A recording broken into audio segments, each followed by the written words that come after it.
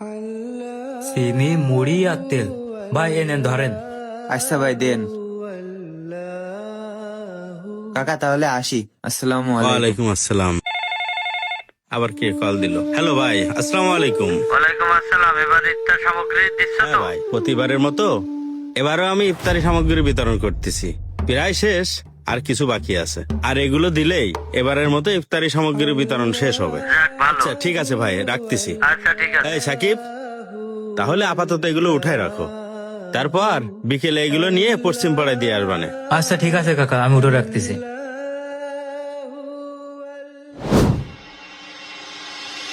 সাকিব তাড়াতাড়ি চলো, আবার ইফতারির সময় হয়ে যাচ্ছে। রফিকুল ভাই না? আসসালামু আলাইকুম ভাই। ওয়ালাইকুম আসসালাম। মইনুল, কি অবস্থা, কেমন আছো? আলহামদুলিল্লাহ ভালো। কনে যাচ্ছেন? আমি ওই পাড়ার ওই ময়েন রে এই ইফতারি সামগ্রী দিতে যাচ্ছি। মইন রে ইফতারি দিয়ে আসতে যাচ্ছেন?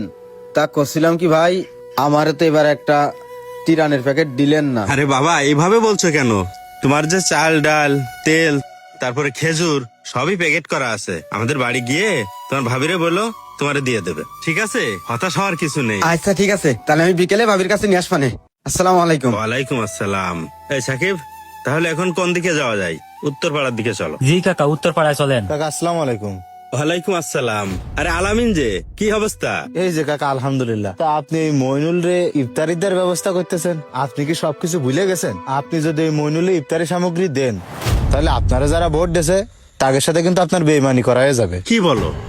মইনুলের ইফতারি সামগ্রী দেওয়ার সাথে ভোটের কি সম্পর্ক? বুঝলাম না তো। আরে কাকা বুঝলেন না, মানুষ কিন্তু একটা ভোটে ফেল করে, আবার একটা ভোটে পাশ করে।